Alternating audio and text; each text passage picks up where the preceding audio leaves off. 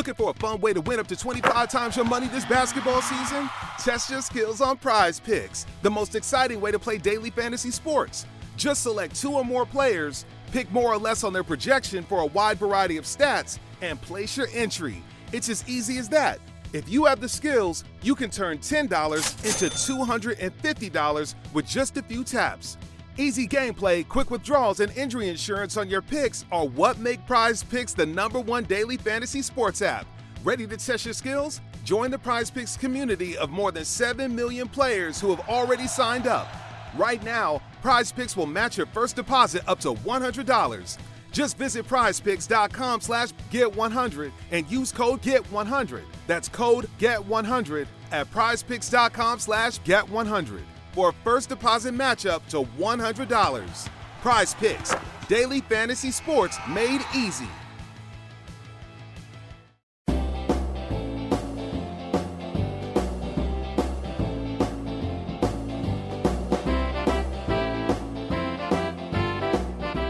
It's time for the Steve and Kyle podcast with Steve. I mean, obviously, if you have any questions, feel free to jump in. I won't. mean, I'm terrible. No, not interested. Just looking forward to playing ad nauseum. Yeah, I mean, look, it's you got a boo-boo. We've talked about this. You're all patched up. They said, hey, don't run too much. Yeah. And 6 months later, you're good. Kyle. You were working from home for a little bit. The monkeys had the Ebola outbreak. You were home for a little bit, and you were like, I'm going to have time to set this up now because I'm going to be working right here anyway. So the last whoo-hoo goes down the airwaves. Yeah. You click puddle of mud. Fairly accurate.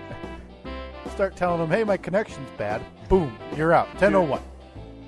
Live on tape from APS 3 point whatever, it's the Steve and Kyle podcast.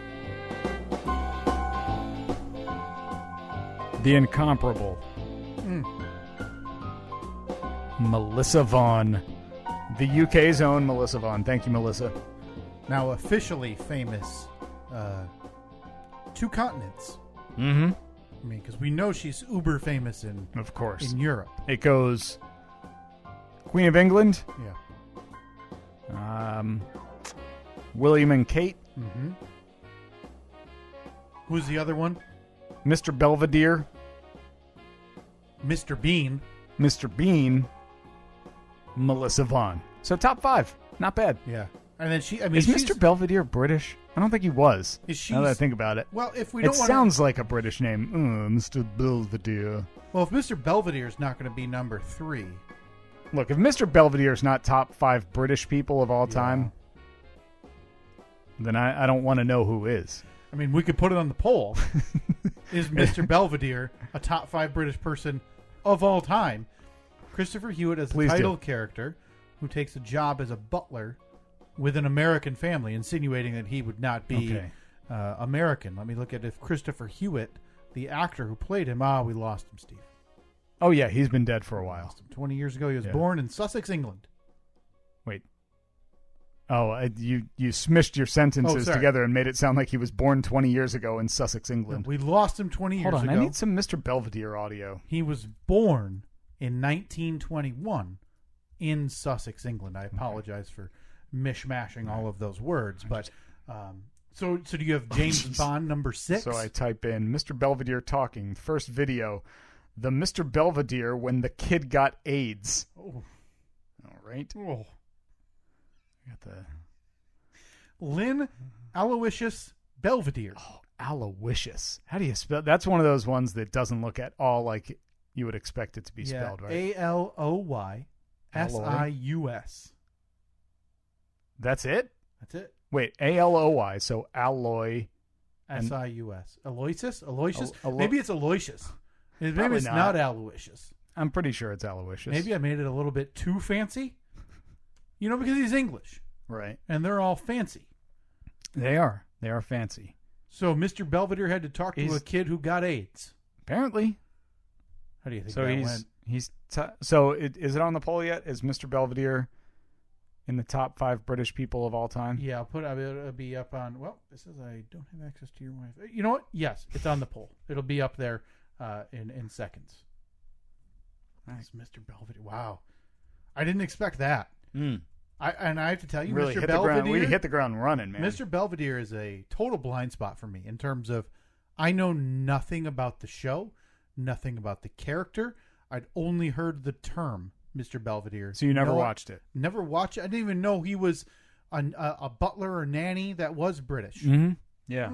Yeah, I was pretty confident that he was British. Yeah, I watched Mr. Belvedere. It was around the same time of like Growing Pains, Family Ties, those kind of shows. Who's the Boss? Oh, so it was looked over for superior shows. Oh, I mean, look, I'm not defending it, saying it's the greatest show that ever aired. Sure. And I couldn't tell you one plot point, one storyline from the entire show, other than what I just learned that there was an AIDS episode, which surprising. I had to have it out. Well, not even have it out, but I really made someone upset with a tweet I made a few weeks ago, Steve, regarding a show you enjoyed, Schitt's Creek. Yeah. And I just mentioned that it didn't make me laugh once. Really? I didn't like it. It just wasn't for me. Okay. But in the same tweet, I said, it's not saying it's not good. I said it just missed me. And I would assume that you know and are perfectly fine with being in the minority on that. No question. Right? Because People look at this that thing show, as, everybody, you're the first person that I've talked to that said, nah, no good. Yeah, I know people have revered it and put it in the lore of American sitcom. Well, not even American sitcom. It's Canadian. Yeah, it's right? a Canadian show. Yeah, I said, hi, my name is Kyle, and I haven't laughed a single time at Schitt's Creek. Really? And I said, I'm not saying it's a bad show. It just missed it. So did you watch the entire series? No. So Katie watched it, and I consumed a lot of it by proxy, being in the room. That's exactly how I saw it. Yeah. Because Annette had watched it already. I think she had seen the whole series, or at least close to it. And just our friend Josh in Maine said I wanted to like it. I'm a big Chris Elliott fan, but he's not in enough to keep me watching. And Jonathan Baker said the same. I wanted to like it, but it just didn't do it. But, someone named Mike called me a monster. But I really upset Leslie, who decided to, in my mind, make a wrong attack. You like Cheers, so ... And if there's a couple things you don't do on my Twitter feed, oh boy, or in my life, it's slander a piece of Americana. Americana, huh? A piece of American television history. One of the most renowned sitcoms of all time. Cheers. You just don't do it. Just don't do it. 240 some episodes. You just don't do it. No, and it's 270. Thank you very much for asking, Steve. I'm glad you brought that up. 270 half hours that are considered among the finest in television history. So, Leslie, I will wait for your apology. I notice you haven't given it yet on social media, so I will wait. Because that is one thing you don't do. No. I'm sorry. Schitt's Creek just missed me. But, that's right. But hold on. Let's... Can we rewind a bit? Yeah, let's please. Schitt's Creek. Belvedere. Here is I managed to pull up the Mr. Belvedere opening credits and theme song. Is your internet being kind of goofy? Yes, I do not have your Wi-Fi in your house right now is not allowing me access. Looks like it crapped out for some Are we reason. recording? That's the key. This is going to be already, Steve, for me, a relatively unpleasant episode. So if we get through the next hour... Don't worry. Oh, that's this right. episode's going to be fine. I have the slide whistle. If we get through the next hour, and, you pop the card into your laptop and you say, well, we didn't get anything. Then we're not redoing it, right? No. Or maybe we do a 2-minute recap of the episode. Yeah, next week. Like, boo-hoo, chest hurt, got surgery, sucked, all better now, yay. Thanks. There it is. People waited months. 6 months they waited. I don't even know if people are waiting. Why would they? Why do they care, right? That's the... Yeah, I mean, I don't. Look, you heard it in the intro. I am here to play the intro and to play the outro The easiest episode Steve has ever had in terms of participation. This is great. I mean, you had to have, obviously, like we talked about, you were getting your top 5 Jeep Grand Cherokee body designs of the 80s let me ready. tell you, I got so much to talk about if you need filler. We did quite a bit of work has been done on the Comanche since last week. Oh, please don't. Nothing that... I'll power through anything. Nothing that you or the layman would notice. I'll power through anything if I don't have to hear that. Look, I got many irons in the fire right now. If you I care. got the website pulled up for Rusty's MJ 3-inch lift. It's an Adeleaf. I know a lot of people aren't too sure about the Adeleaf. They say, it depends on your original Well, you springs. can find anything for that at Second Chance Jeeps. That's, I don't know, on one of the social media channels. Just Google it or something. Facebook and Instagram. There you go. Facebook at and Second Instagram. Chance Jeeps. That's where you can find all of your idiotic Jeep talk. Speaking of Second Chance Jeeps, which sounds like a shameless plug, Sure. but it's not. I went to the store. I went to the hardware store the other day, and I happened to be wearing a Second Chance Jeeps t-shirt. Picked up a couple items, and I went up to the cash register to pay for them, and I put the items on the counter, and the cashier, looks at me. She looks at my shirt. She says, "Oh, Second Chance Jeeps. You rebuild old Jeeps, don't you?" And I was like, So that's weird, but it's also inherently what else? Like, unless she thought about, you're helping Jeeps that are out of drug rehab. Right. So I was already kind of thrown off. I was just like, because look, my Instagram has like 1,000 followers. All right. Sure. So, and this woman didn't seem to fit the demographic of the average Second Chance Jeeps fan out there, which I heavily air quote when I say that. And I said, yeah, I guess I do rebuild Jeeps. And she's like, and you sell them? And I was like, once, like 3 years ago. So yeah. So now she thinks you're a psycho because you said once and then you made merch. I don't know if if she thinks I'm psycho. But the rest of what you said is accurate. I mean, it's weird because I went to the grocery store later that same day you mentioned, and there was a cashier saying, "You guys wouldn't believe it. There was some lunatic." Every person that came through the line. Who was helping Jeeps through drug rehab. So I said, I guess I do that. And then she said, "You sold 3 Jeeps to my brother earlier this month." And I said to her... You should have said, yep. I said to her, "Nope, that definitely was not me." Yep. And she said, "Yeah, it was definitely you." And I was like, "No, I can guarantee you that I did not sell 3 Jeeps to your brother or brother-in-law or whatever it was." Yeah. And she said, "Are you sure?" I was like, I've never been more confident that I did not sell your brother 3 vehicles. So we can just kind of agree that I'm right. And she's like, "I don't know. I'm pretty sure it was you." What a weird discussion. How are you going to take such a hard stance on that? It's like me walking up to you and be like, "You drive a Corolla, don't you?" No. Well. You sure? Pretty sure you do. So I guess we'll just agree to disagree on that. So both the 2 polls are on Twitter so far, Steve. Facebook, obviously, I'll have to do that another time. But would Second Chance Jeeps be more interesting if it were helping Jeeps through alcohol or narcotic addiction? Yes. You could probably do a TV show about it. And then, as we talked about, is Mr. Belvedere a top 5 British person? Again, edging out James Bond. Yeah. Shocking. Edging out James Bond. Kind of a hot take there by Steve. I mean, I didn't hear you disagree. No. You heard me not know who Mr. Belvedere was. Right. Which is kind of the same as agreeing. Maybe go back and watch that one. I wonder. The AIDS one? I think the whole series. I mean, you have to appreciate it for all it's worth, not just. You think it's streaming anywhere?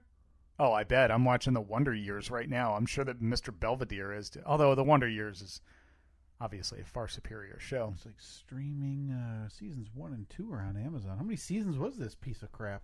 Couldn't have been more than 4. Really?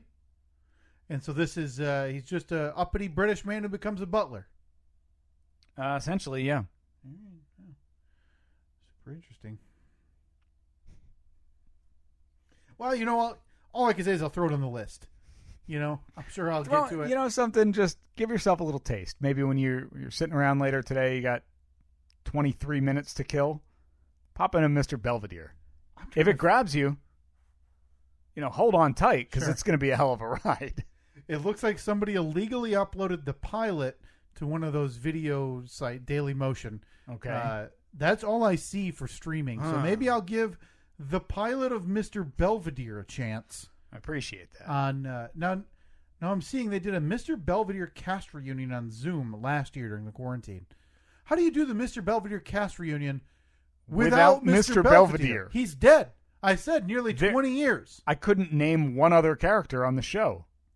Let me see. I have the cast list pulled up. I need actual names, not actor names. Nope. Wait, was there a Wesley?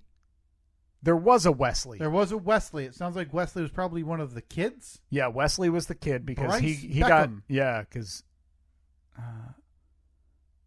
All right. So he's probably, 45? Wow, big name here. Is I'm assuming one of the kids. Bob Uecker. Bob Uecker was the dad. Oh, the dad. Okay, Yeah. that makes more sense than me thinking in 1990 that 80-year-old now Bob Uecker was one of the kids. Yeah, he played a 9-year-old kid. Well, maybe that's not out of the realm. I forgot that Bob Uecker was in that. Yeah. They've got all the shows now. I think one of the more recent examples, 13 Reasons Why on Netflix, where all of those high school kids are 28 to 32. Yeah. And hey, you just look young, right? You don't have any you don't have a beard yet, right? Okay, you're in. Yeah, so I don't recognize any of these other names either. No. We've got Christopher Hewitt, rest in peace. Eileen Graff played Marcia.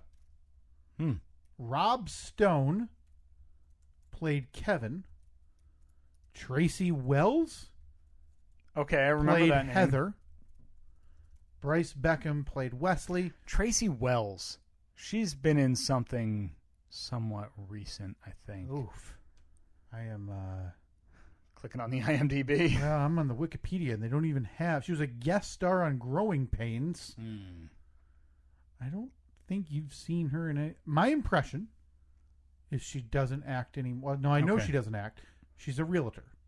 Oh, of course. Because anyone who gets out of the entertainment You have to industry sell houses. goes into real estate. Yeah, because then you want to buy your new humble abode from a TV star. Well, you probably, stick with me here. I think that the only reason that most people that get out of entertainment and go into real estate is because they already have the really good headshots that are You perfect could for the just use sign. them. So you think So you can just Tracy slap Owens or whatever her name is using her her Mr. headshot from Belvedere? 1985's Mr. Belvedere?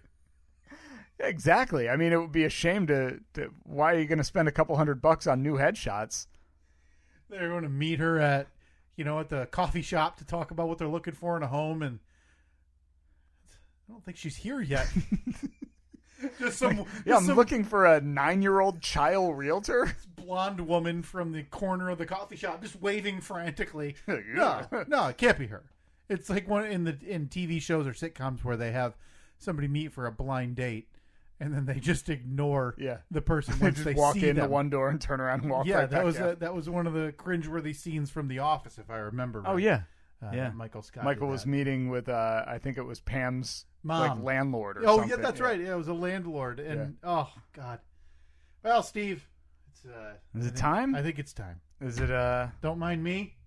Oh, what do you got there? Oh, you got your... Oh, you're putting the metal dice in the... Oh, boy. You know what that means. No, we're playing...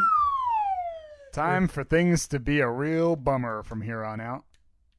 Oh! Play You shake that up at all? Bourbon Monopoly. You shook it up first? Yeah, so it's like like water powder mix when you want your tap water to taste like lemonade. Well, yeah. So if you, oh boy, nice heavy hand. So does that mean you're drinking it neat because those haven't been refrigerated? Neat. Yeah. I should have asked you to chill those. Yeah. Those haven't even been washed. No. You like to get that fresh steel. Really. Yeah, it really enhances the flavor of the bourbon. Metal can't get dirty anyway. We all know that. So, smells good. Yeah, give me some bourbon talk. It's neat. So it's warm. I already gave you that. Yeah, it's in looks like a whiskey glass. What do you call it? A glass? It's a cylinder shape. What do you think? 5 inches high? Probably 3. You think 3 inches high? Yeah, 3-4 inches high. It's I guess probably about the 2.5, 3 inches in diameter. I was hoping more about the actual bourbon It's itself. got 2 steel cubes in the center. I just put 2 in there this time. Doesn't really do anything for the flavor or the coloring or the... Boy, this is just riveting knowledge. I don't know where I would have gotten this otherwise. I mean, you talk a big game like you're a bourbonite. Any good? Then now remember. Oh, sorry. What am I, an idiot? Now, again, the history of this bottle. Can you pass that over to me? I need to see what. This is called Beer Barrel Bourbon from distilled by New Holland. Yeah, right in town here. Yeah, a local distillery. The origin of this, is that this was on the free table. That's right. The take it if it's here at table. The radio station, because it spent over a year, probably a year and a half, in a storage unit that the radio station was recently evicted from. So things had to go someplace. So they brought all of the liquor that was supposed to be for the big New Year's Eve downtown bash this past year. It was left over from New Year's Eve 19. So they brought it all to the radio station and literally sent out an email and said, "Free booze in the break room." Seems like the takeaway there is it's a good thing that your paycheck doesn't come from that company. Yeah. Because, getting evicted from storage units. Is it any good? Not exactly the opposite. So it is. It is a good. It's different. So this is aged in beer barrels instead of your standard charred oak barrels. It is 80 proof, so it's a little on the lighter end for your bourbon. Okay. You're going to want... Once you get towards the 90 and 100 proof, Steve, that's when you start seeing... Oh, sorry. I was bored out of my mind. That's when you want a little bit more of that melt. For me, anyway. I'm not, a super seasoned bourbon drinker, so I'm sure a lot of people are looking down on me for using ice balls. Why am I... Ice circles? Cubes? No, but it's the rounded. Sphere. Yeah, ice spheres. Ice circles. Like the things you get in the slushy at Sonic. Yeah, no, ice globes. I'm comfortable with ice globes. Ice basketballs. Okay, well, these will be on Twitter because we can put multiple options there. Ice spheres, ice balls, ice globes. And what? I'm sorry, I'm updating the show notes. Kyle cracks a bottle of bourbon to prepare for the boo-boo story. Now, I need apologies. I mean, no offense. Now, before I get super into it, I need to thank you and Annette. You guys were among a group of people who reached out continually while I was in there to me and to Katie. You came over before I went in for surgery. Was a incredible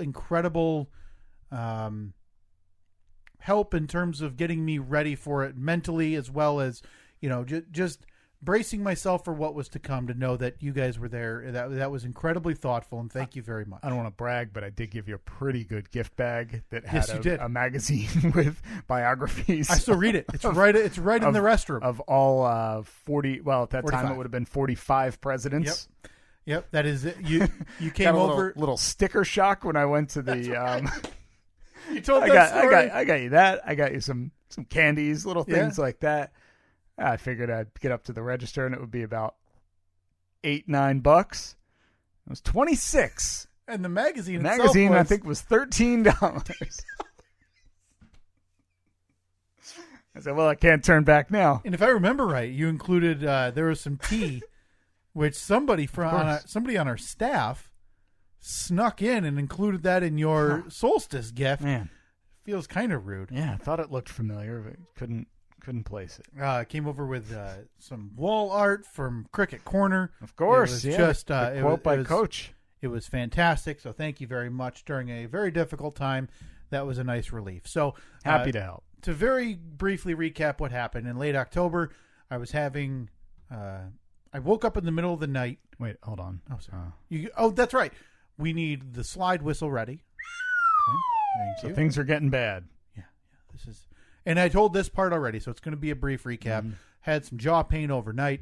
Woke up, still had some upper chest, not even upper chest. It almost felt like in my throat and like just pressure. Indigestion? Like, would and you... I didn't really... It didn't feel like it because it felt too far up. And I'd never once been woken up from jaw pain, so that was weird. Yeah. Took some Tylenol. It seemed to go away. But I was at work, and this pressure in my upper chest wouldn't go away. And Katie was my wife, Katie, who's a nurse and very smart and wise, was trying to tell me, hey, you should call the doctor. And I said, well, if I call the doctor with chest pain, what's the first thing they're going to say? You need to go to the emergency room or call 911. And she said, at least send him a message. I said, okay, I'll send him a message. I sent him a message. Within 10 minutes, they called me and said, yeah, we'd really like to see you today with that. Mm-hmm. So I'm at this new job for barely 4 months. Yeah. And you're boss... probably on a real hot streak of deny. My fingers are red hot from telling people no. Did you think maybe it was a reaction to that? Because, like, the day before, was there somebody that you almost let slide through? And then Steve, you figured you'd wait on it, sleep on it till tomorrow, and then woke up in such a panic because you almost let one slip through the cracks? Steve, we don't make mistakes. Has one person been able to buy a house since you started? No, not on my watch. I mean, unless you give me a darn good reason, and yet I haven't seen one. Okay? You're getting the denial button. So basically, if you're looking to buy a house, think again. Down whistle for you. Maybe I can send that in the emails. Boop. Sorry. Okay, I apologize for jumping in there. No, please. I'm probably gonna have a lot of questions though, and they're all gonna be 100% serious. So I went in. I think they did some blood work. He checked the EKG, and he said, "Hey, the EKG is notoriously kind of. It's not. This one isn't meant to be super accurate. We're just trying to see if there's anything really wonky." And he said, "I think there's a little abnormality there. It could be stress, could be this, but I want to send you for a stress test to verify." So they do a stress test, and then essentially an ultrasound of your heart. So they have you jump. They take pictures with an ultrasound gun, I guess is the term, of your heart. Yeah. And then they have you jump on a treadmill right next to the bed, run until they get your heart rate up to a certain amount, and then jump back into bed, and they take more pictures to see how your heart's reacting. Are you like wearing your slacks for work? I changed. So I mean, I was wearing my work outfit, and I changed in the hospital into some shorts and some shoes. I just feel like it would be really, really. No, difficult. It would be uncomfortable. Like, hey, like let me. You're in your Dockers, and your fancy penny loafers or whatever. I don't know what you wear to work. I've got my Crofton Barrel black dress shoes. Can I run on the treadmill in these? I guess you could if you need to. Yeah. So they went in. I went in for that. They started. This is a couple days after. So this all happens in a 2 to 3 day span. And they're taking pictures, and they kind of gave me an estimate about how long the appointment was going to go because I had initial plans to go back to work because it was early afternoon. So. The picture part's taking a little while, but, I know how things work with the ultrasound. Yeah. Maybe she's not... Machine's on the fritz. Yeah. And then she gets what appears to be done. She says, okay, put your shirt back on. I'm going to go, shoot the film through the dark room or whatever they do for this stuff. Comes back in a few minutes later, says, okay, you can just leave the shirt on and put your shoes on. Doctor wants to see you in the office. Okay. And I thought, well, she's, not there to tell me that my heart's the best she's ever seen. Yeah. Something's obviously wrong. So went in the office, and it must show on the record that my wife is a nurse at that hospital, at that company. She said, do you want to call your wife? I was like, oh, okay, so it's really bad news. Because, you're not going to call her, and he's not going to say, like, yep, all good here. Yeah. Hey, what time you taking lunch? Yeah. And I told this part before as well, but I was so nervous that, I called her quick, and I said, okay, hey, doctor's in the office, wants to talk to you. She said, okay. I said, all right. The idea was she was going to mute so that, you couldn't hear Reed in the background, whatever. Yeah. I'm so nervous. I'm like, all right, I'm going to mute you. Boom. And I mute her. So you muted her. Yeah. Well, you muted you. Yeah. So I'm just holding the phone out into the middle of this doctor's office in this room for 15 minutes. Sure. And I hear her. I hear a little rustling around. I hear Reed in the background, whatever. And... at the end of everything, doctor goes, okay, Katie, do you have any questions? I said, hey, hon, do you have any questions? And I pressed the button. She goes, no, I've been muted for the last 15 minutes. I didn't hear anything. Jeez. So things are going well. Yeah. And I'm like, well, I'm not going to have this highly paid heart doctor redo that whole speech. Yeah. I'll just fill her in. Yeah. So it's decided there that those pictures show that I have an aortic valve that is, they're supposed to have 3 flaps that allows when it pumps blood out, it does not allow blood to come back in. I was born with only 2, which means there was what's called regurgitation, a lot of blood flowing back into the heart. Okay. So now, it means my heart was only functioning at a certain percentage of what it normally does and what it's supposed to. So you didn't know about that beforehand. So at no point in your 30 whatever years had there been an issue with Correct. This. And the only reason you'd notice this is if there's a heart, if one, if it's genetic, they'll try to check you if they know it's in your history. 2, if you've had a heart murmur, or if you have a heart murmur, this could be a reason for it. Mm-hmm. I never had a noticeable heart murmur, I guess, during any of my doctor's visits. No reason for it. Okay. So she lays it bare, and I appreciate her for it. The doctor's saying there's only one way to fix it. We have to replace it. And the only way to replace it is you go in through the front with open heart surgery. Oh. Yeah. You don't... this isn't one of those that you can go in with like a catheterization type thing through your groin or through your side, and they can just pop it open. Some of them might be kind of... No, you know what? Have fun with them. I mean, play with the slide whistle. It's inherently a toy. Was there any good in this whole meeting? Any good news at all? Was it a sunny day out? Were there...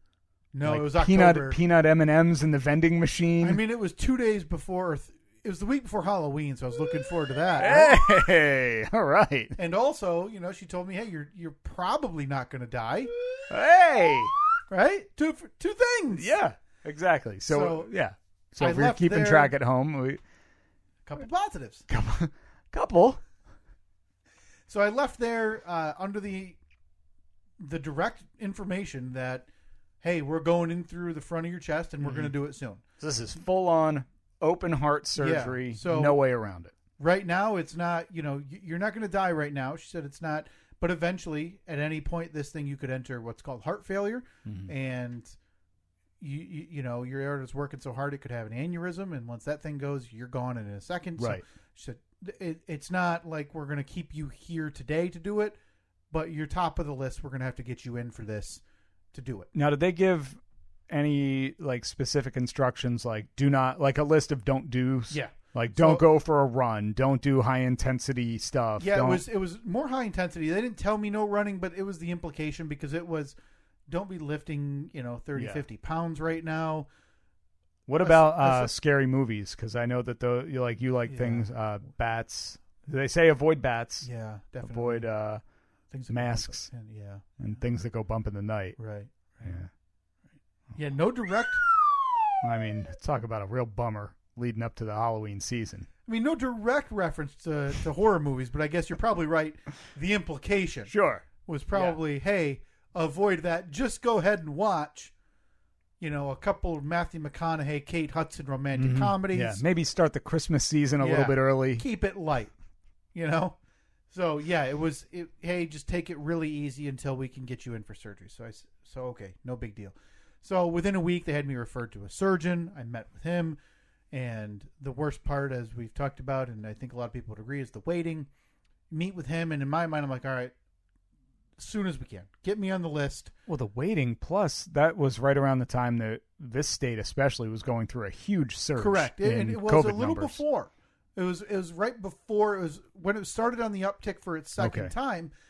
But yeah, no question that's in the forefront of my mind. Mm-hmm. So when the surgeon tells me, well, I'm on nights, because all of the doctors and surgeons have to do rotations at the hospitals of nights, and they rotate those. He happened to be on nights the next 2 weeks or something. Mm-hmm. So now I know it's 2 weeks of just waiting, just sitting, knowing what's coming. Now, granted, it's nice to be able to say, hey, I can kind of get whatever affairs in order, HR related at work, anything around the house I need, whatever. You guys have a will? No, and I didn't do it. I didn't think about it then. I kind of discussed it with Katie, but once you come to the realization that she's the one with any money, what am I leaving anyway? Just here's a couple Post-it notes and a pen. Hey, hun, you want to it's all yours, Kyle. If you just want to divvy up my comic books. I mean, that one in the glass is worth like $700. You could buy like part of a cost. You know what? Fold my legs up like James Brown and stuff me in like a small size Costco coffin. And this was all pre-Golden Tea, so you didn't even have your fancy heirlooms yet. Ridiculous! I didn't have anything to pass on to my family. Nothing. But now, the legacy you'll leave. Oh my God, he's gonna be so happy when I kick the bucket. He's got so much cool stuff. Dad's gone. So it's this 2-week period, and during that time you have to get a COVID test, and there's so many instructions about the day before, the night before, the morning of. You're washing, you're scrubbing with this certain soap like and surgical stuff. Yeah. So, I briefly talked about it going in. I didn't sleep at all the night before. We had to be up crazy early the day of, and I had to wake up even earlier than that because I had to take another one of these showers to where I scrub my chest and my back with that. Which is kind of weird. You'd think that they'd take care of that. It almost seems like they're putting a little bit of the responsibility on you. Quite a bit, right? Like, what's that? Are they going to be like, oh, here you go. Here's the scalpel. Just, I don't know. Cut yourself wherever it hurts. Hey, 1 to 10, how woozy are you? Think you could tell me where your heart is? I mean, I got a general idea, but this is my first time. I haven't been in here for a week, and I was on a bender the other night, so things are a little hazy. It seems strange that is, any responsibility whatsoever is on you. So I said you should have called him out on it. A couple of, pretty difficult moments that night before, somebody had to watch Reed, so my wife's going to be there during the operation, and the day before they announce, literally the day before, I'm on the phone with the hospital because they announce they are rescinding the visitor policy. Yeah. It was already strict in terms of one person the entire duration could visit you. Okay. So obviously that would have been Katie. That was removed. Was I on the list? Was I close to the... You would have been, hang on, 1, 5th. I'll give you top 5. Hey, those are Mr. Belvedere numbers. Yeah, right? And if you're in the same conversation as Mr. Belvedere... Win. Complete win. Nothing I can complain about there. So the day before I find that out, and then it's kind of a mini anxiety attack for me because obviously this is a big deal, and I know she's going to be there the day of, but the other days there, it's just me. Mm-hmm. So I had started to try to talk myself into hearing the time frames when I'm talking to the surgeon, and when they call you the day before to give you the entire rundown again. Here's how it's going to go. Here's the times. Here's what we estimate. I kind of heard a reference of 3 to 5 days, whereas before it was 4 to 7. Yeah. So now in my mind, I'm like, I'm a younger guy, 3 days. Would I'm you say home Monday. This was a Friday? Friday morning? Friday morning. I said, so, I want to be home Monday. Yeah. Monday, maybe Tuesday. And I'm like, that's my goal. That's doable. That's totally doable. You figure that first day you're kind of going to be zonked out. Days 2 and 3, maybe, I don't know, watch a movie or something. Yeah. So send some text to update people. Yeah. And I apologize in advance because all the days end up becoming blurry. But obviously I did not come home that Monday. So surgery day, we get in there. But that night before, I find that out that I can have no visitors unless it's a day of surgery until I leave the ICU. Because when you're having your operation, you can have a visitor. And if you're in the ICU, you can have a visitor as well because it's a pretty serious nature and they don't want you just to be alone. So I know for a fact the first day I'm in the ICU until they move me to a room either late that night or the next day type of thing. Mm-hmm. So I find that out. Hugely depressing. Obviously hard on. I don't want to reduce anything of what Katie went through either because she's a mother and a wife and somebody who works. So she's getting this news as well that I can't be there with him. Right. And also it's going to be me and just my son now for, however many days. An insane amount of stress upon her as well. Sure. So while this story is about me, it's important for me to know and remember what she went through was just as hard, trying to make life continue, while trying to worry about me in the hospital. Just keep it about you, though. It's all right. But that night, my in-laws come over. They're going to take Reed overnight. So saying goodbye to Reed is one of the hardest things I've ever had to do because, we've been away on vacations and stuff, but vacations are vacations. They're a couple of days. Yeah. You're going away to a hotel to, see restaurants, shop, whatever. It is what it is. Yeah. And in the back of my mind, I'm a pessimist. I always have been that way. I don't think I'll ever be able to shake it. In my mind, there's that percentage chance where I'm like, hey, this is possibly the last time I'm going to say goodbye to my son. Sure. Well, and he's two. I think that whether you're optimistic or pessimistic, I mean, a major surgery like that, it's not like you're going in because you broke your arm. Right. You got your my leg injury when your flappy foot when playing a three pitch season of softball. And he's 2. So he doesn't know. No. He doesn't realize when I'm saying goodbye to him and I'm crying on his shoulder what it means to me, because he's 2. And so then I start thinking, well, he's 2. If I don't come home, he's never going to know who I even was because he's 2. So it was a bad night. I didn't sleep. So we get to the. I stepped all over it. I apologize. It's all right. It's all right. So we get to the hospital. Do me a favor. Try to remember what's really important here. And it's perfect drop placement. I've got to lay out for the slide whistle. And, I told myself that this morning. I woke up. I tried to give myself a little pump-up speech. I'm surprised you should have been telling yourself that back in October when this whole thing was playing out in real time. Get ready for that slide whistle, Kyle. And you got to lay out for it. You step on it, it ruins the joke. I'm sitting in the hospital just smacking myself on the head. Stupid. That's what extended your hospital stay. So... we get in the hospital and I'm obviously super anxious. You sit in the bed, they get you all ready and they lather you up with yellow stuff all over your chest and your side and your arms, and they're putting IVs, and it all happens so fast to me, I'm there at 5 or 5:30 and the surgery is until 7:15, and yet boom, boom, boom, there's nurses, there's people in and out, and next thing I know, they're putting like cleansing stuff in your nose, like yellow, not formaldehyde. I don't know what iodine, it was. Yeah, something iodine like that. Solution. And it stinks and it stays in your nose forever. It's awful. And then finally, it's time. And I asked him for, I think Katie asked them in advance, like, hey, can he get something for the anxiety? He's not doing well. And yeah, I can I know I'm not doing well. So they do. I go in for the surgery. Obviously, I remember going in. I remember being wheeled in, and the same thing that they always tell you is the, breathe, count, whatever. Next thing you know, you're gone. And for me, that's it. I wake up. My biggest fears going in were waking up with the intubation in. That I didn't know, and I know you're on an insane amount of medication.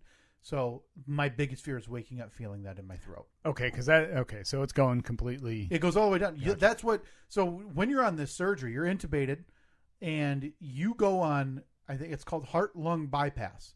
A machine's breathing for you. Yeah. So your heart is not. It's stopped. It's horrifying. Yeah. And I tried not to consider too much in advance before the surgery, all of that, because that's a terrifying prospect. The idea that a machine is doing your only real necessary function to live, but a machine's doing. Yeah, I mean, also kind of okay though. Sure. I mean, because you're in there for a reason. Like, and obviously this is easy to say. Right. It's easy for me to say in hindsight. Sure. But you're in there for a reason, and it's because your heart's broken. It's not doing what it's supposed to do. The machine, on the other hand, it's a machine. Right. As long as it's got power, it's going to keep doing what it needs to do. Man, there's 8 to 10 people in this surgical suite.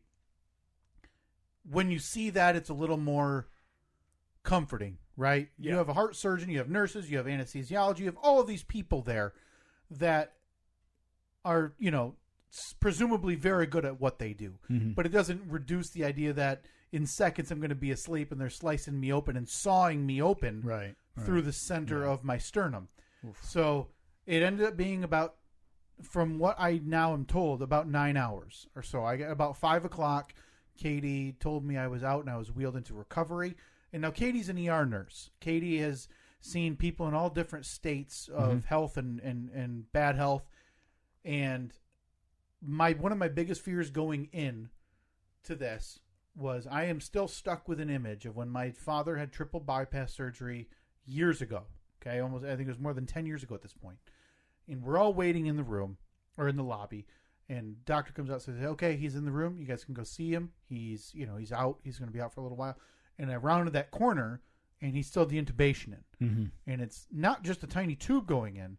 Yeah, it's a large tube, like a and it's fully taped. It's like a full face mask. It's basically. ridiculous. Yeah. And I rounded the corner, I saw him, and I did a 180 and walked away. I said, "There's no way. I cannot see that." And that image, it was, Steve, I'm not kidding you, it was a second and a half that I saw that before I turned around. And it's still burned into my brain seeing him like that. Lasting images. Yeah.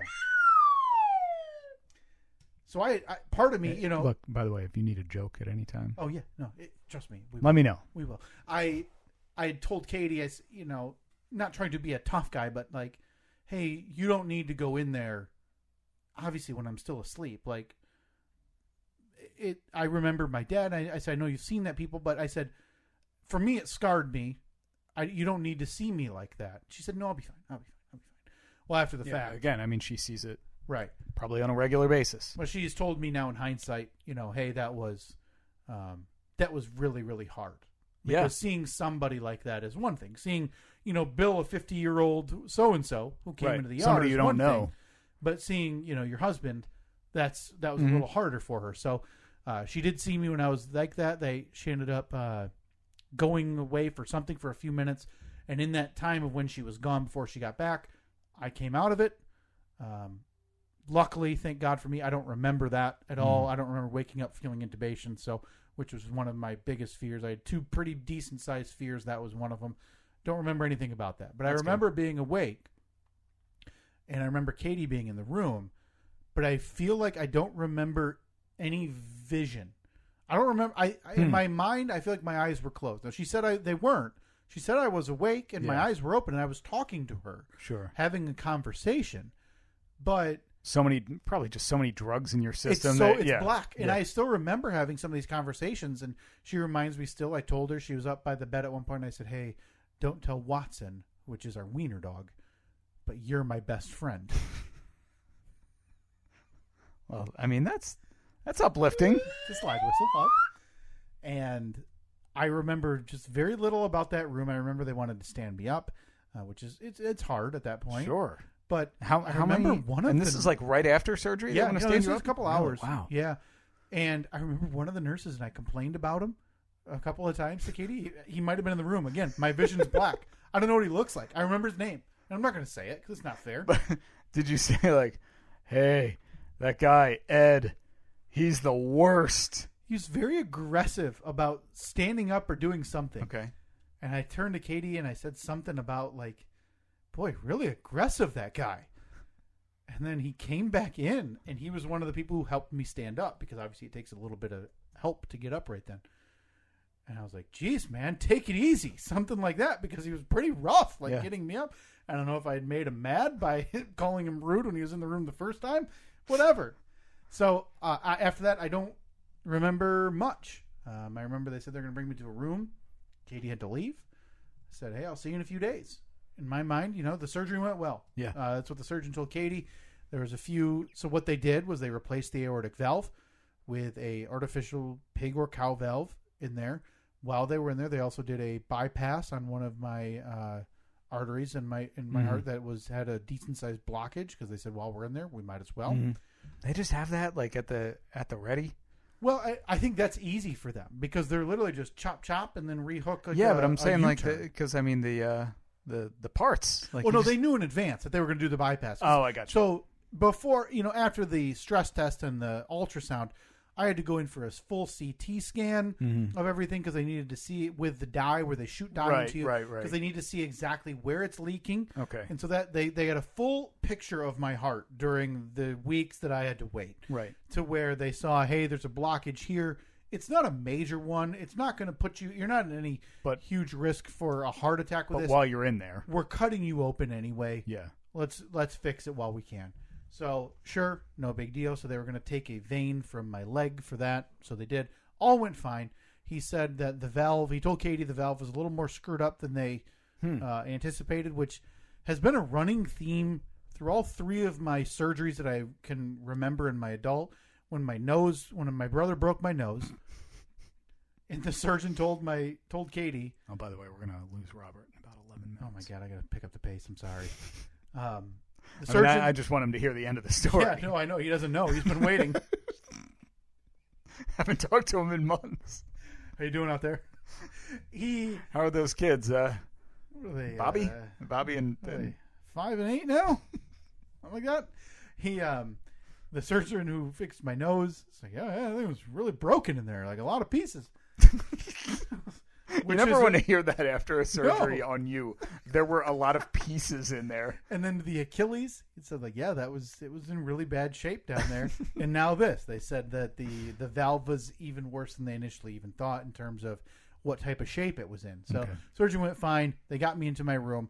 And now these first 3 days or so, I'm in there. Now, again, I went in thinking, hey, I'm a younger guy. I can get out Monday. It's 3 days. It's on the front end of 3 to 5. Yep. It didn't take long for me to understand that's not going to happen. I wasn't even able to get off oxygen. So they had an IV in pretty continually, but then they also have that thing that sits on your finger to check your oxygen level. Yeah. So I had oxygen in my nose, and they would take it out, and it just could not stay at a normal level. It was in the 70s and 80s, and you need that thing at 95 plus continually to be, to live. So they have that. They give you a little machine with a ball in it that you have to blow into a tube. Yeah. And you need to keep that at a certain level. And that, for a certain amount of time. Because yeah, you want to make sure you can't get, and I apologize. I know people out there who have had things like this done, or they know what it is, but I think it's not to get pneumonia. Probably. In your lungs, yeah. I think. And I would assume to so. keep them working, so whatever. They have me walking, so I'm walking more feet in a row as the days go on. But it's also hard, and I'm not sitting here and saying the nurses are bad, because they're not. They're insanely amazing people at what they do. What I'm saying is during this spell with COVID, when they can't have visitors do a massive service to people in the hospital. When it's family, they're reminding you to eat. They're asking you if you have to go to the restroom. They're asking, hey, can I help them go? Can I help them take a walk? Whatever. They're kind of keeping you on a normal schedule. Mm-hmm. Well, when you're a nurse in a place like this with so many patients to different degrees of they need you or they don't need you, you don't get lost in the shuffle, but they can't be your mother. Yeah. They can't be your wife, reminding you to order lunch, dinner, hey, it's time for a walk. A lot of that is on you. Mm-hmm. But it was just a different time to be in the hospital. You didn't see the nurse a ton. So I started to try to keep track of I know I need medication at this time and this time. Right. Whatever. So I know I'm having issues with my oxygen. I don't know what it means. I don't know. They seem to be pretty comfortable with the idea that it'll shore up. You just need some, start exercising and, eventually it kind of fixes itself. I'm on a ton of medication. I'm not going to the restroom, which, that's because I'm not eating. Mm-hmm. So that's a big concern. They have to catheterize me, which just to get me to be able to go to the bathroom, which is, if you've never had a catheter awake, it's not recommended. It's not pleasant. So I remember I had that. My whole stay, I had that 4 times while I'm awake. And I remember the 4th time they're doing a kidney ultrasound on me. Mm-hmm. And I forget what it's called. Not kidney, bladder. To where they're checking how much urine is in my bladder because they know, hey, if he's not urinating, we need to get it out. Right. So I'm sitting here now. It happens enough times that I now know what I'm looking for on the screen when they're doing it to be under a certain number. Because now I'm stressed. I'm like, I know I need to pee. I just can't. Yeah. And anytime it's above the certain number, like we've got to catheterize you. So the 4th time, I just remember breaking down, crying. I said, I can't keep doing this. This feels awful constantly. Not that it's intended to be a good feeling, mm-hmm. but it's awful. And they do it. And then finally, 4 or 5 days, I'm able to start going to the restroom. And it's like the biggest weight off my shoulder ever that I don't have to be catheterized again. So the oxygen's still an issue. But at this point, they're among the thinking that, hey, there's nothing really more we need to or can do for him. He's walking. He's going to the restroom. It's just the oxygen level, but his wound is healed fine. So they're starting to think about discharging me. No. So before that, one of the last big hurdles I had to leap was getting. So when they mess with the heart and around that area, they worry about fluid buildup and any type of inflammation. Yeah. So when they do these operations, they put in drain tubes, and they put them in between, like in your ribs, and around your lungs and around your heart, and they're just laying out of you and they're draining. And they had kind of prepared me, beforehand that that's one of the more uncomfortable things you're going to encounter in terms of your pain. That's going to be one of the ones that you're not going to like. Yeah. And so I'm worried about that. I know the tubes are there. In terms of pain, though, everything kind of hurts at that point. I can't sleep. My chest hurts. My back is killing me. But when they say, hey, we're taking these drain tubes out, I'm like, all right, another step. And I'm a little bit worried about the discomfort. But at this point, I'm climbing those steps so I can go home. You're on your way. I'm already a little bit late. It's like Tuesday at this point, or Wednesday is when they're thinking about sending me home. But the drain tubes are coming out Monday or Tuesday. And again, I apologize for the disjointed story. It's all a blur to me. Yeah. So they tell you, all right, take like a deep breath in, and it's a big rubber tube. Mm-hmm. Comes right out from inside under your rib cage. Oh. 2 of them. I didn't feel them. Huh. I don't know if I was lucky or what. I know my pain tolerance isn't like super high, but I didn't feel just them. Enough drugs in your system, maybe. Awesome. I'm like, all right, that's it. That's you're ready step. to hop up out of the bed. Yeah. Like, all right.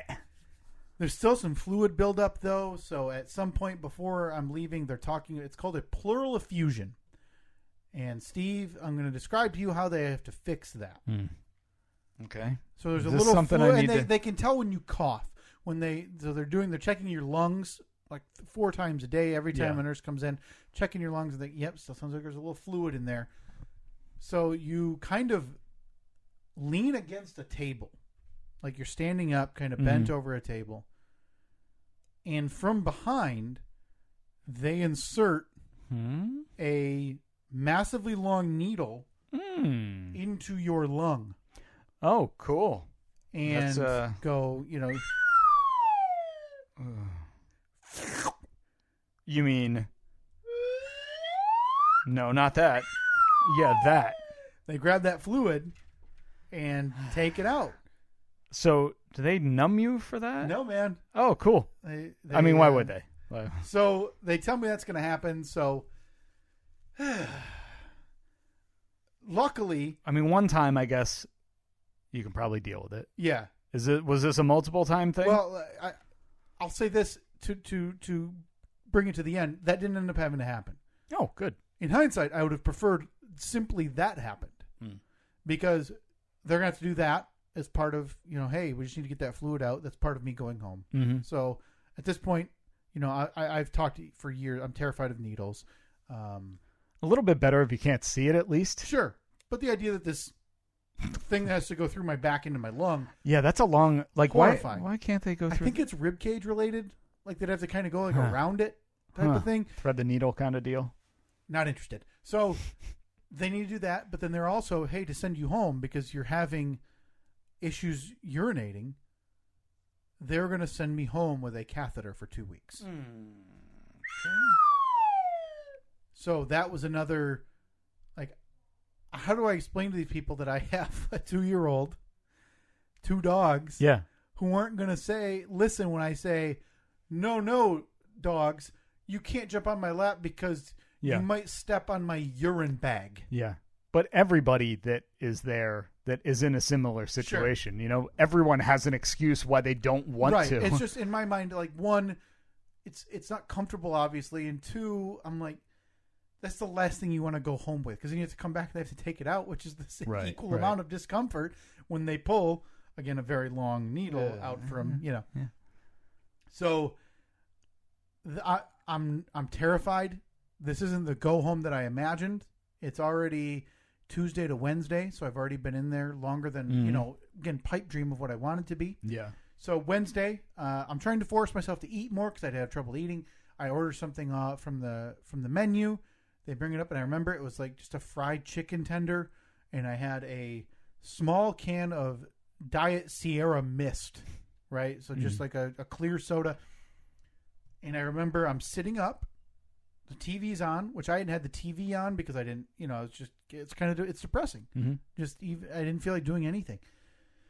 I'm up, the TV's on, I'm eating, my gown's kind of like open. There's still the bandage on my chest. Mm-hmm. And I take a drink of this Diet Sierra Mist, and some of it like dribbles onto my chest, and I say, "Ooh, that feels weird." And I touch it, and when I go to touch it, my shoulders, I feel like I can't move my arms, which I thought was weird. But maybe they're just heavy, whatever. Yeah, because you've been laying in bed basically for the last 5 days, so it's probably. I go to touch where the soda spilled, and I kind of start moving, and it feels like there's balls in my back, like pain, like big knots type of thing. And I thought, whew. And what happened next was very fast. My nurse, who I knew that day, and I talked to her a couple times when I was in there, came running into the room and said, "Are you okay?" And I said, I don't think so. And like, were you feeling like lightheaded? It didn't even feel that way. It just felt weird. Like I couldn't move my arms at that point. And my back felt like it was just tense muscles or something. Yeah. Something was something's weird. happening. And that's the last thing I remember.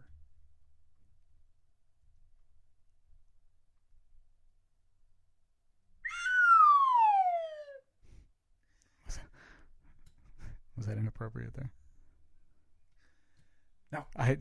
Sometimes I can't judge the pauses. So I don't know. If it was, I'm going to just say, no offense. Oh, dang it. Can't be so offended. If you want to be offended, I can't. You got to get it in there quick. I have to be offended. But you can't talk over the whistle. Right.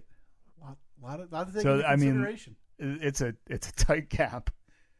So the reason that's the last thing I remember is I woke up what sounds like was only seconds later with that nurse reviving me because she ran over to me as I, by her account, slumped over. Mm-hmm. And she says she didn't feel a pulse. Whoa. So she started to do chest compressions on me. She didn't do many. But that's what I woke up to. So you woke up to her doing chest compressions? With a 4 to 5 day freshly cracked sternum. Can't imagine that. It's the worst pain I've ever felt. Is good for the healing. It's the worst pain I've ever felt. And no offense. I remember waking up, feeling that chest compression going, because it hurt like so bad. Mm-hmm. And I wake up in a panic. Yeah. Because there's now 8 to 10 people in there. Yeah. Well, what I had heard, I hadn't seen myself, is they have codes and alarms that go off on this floor in the heart center that bing, bing, and all you would hear is footsteps. And everybody who's not with a patient at that time has to go to that code. Right. Or go to that room to check on that patient. So my own surgeon happened to be there that day, the guy who did my heart surgery, in the room. Every nurse. And I wake up to her doing compressions. Doctors talking, do this, do that, medication, yada, yada, yada. And you wake up in a panic, right? Mm-hmm. And I'm like, what's wrong? Am I dying? Mm-hmm. Am I dying? I keep asking that. And they don't answer. Right. Which is the scary part right at the start. So then I'm awake. And they're talking about, they got the IV already hooked up. They're putting a different medicine in me to help slow my heart, whatever. And I just start telling, like, hey, call my wife. And I see a nurse grab the phone. And that's when I knew this is bad. Mm-hmm. I don't know if my nurse was calling Katie right at that point. Right. My timeline for what happened to me from when she got called, I don't know if they did. Yeah. It's not that she got a call. To you, it looked like it. Yeah. Yeah. Even still, leaving the room to call somebody, it still had me terrified. I wake up and I'm thinking about, one, I'm dying, but I'm awake, so like I'm not going in my sleep. Right. So which is I'm watching and feeling this yeah. happen. So all my mind is going through is, oh my God, Katie, oh my God, Reed, which is what my biggest fear was before even going in the hospital. So they brought me down to the ICU again. Katie was able to come up. Total, big group watching you constantly in your bed and in your room. Put me on some medication to help fix whatever was going on. I get down to the ICU and I asked a couple nurses, and Katie said, hey, can you please see if her name is Shelby, if Shelby is working? Because if she has a minute, I would love to talk to her, have her come down if she can. I'm lucid now. I shouldn't say lucid. I don't remember a lot of my time in the ICU. More meds, more things. I know my chest hurt really, really bad because of the compressions. And finally, the Shelby who she saved my life was able to come down, and I was able to talk to her and thank her for saving me, for God's sake. And that was for Shelby. Thank you, Shelby. Slide whistle up for you.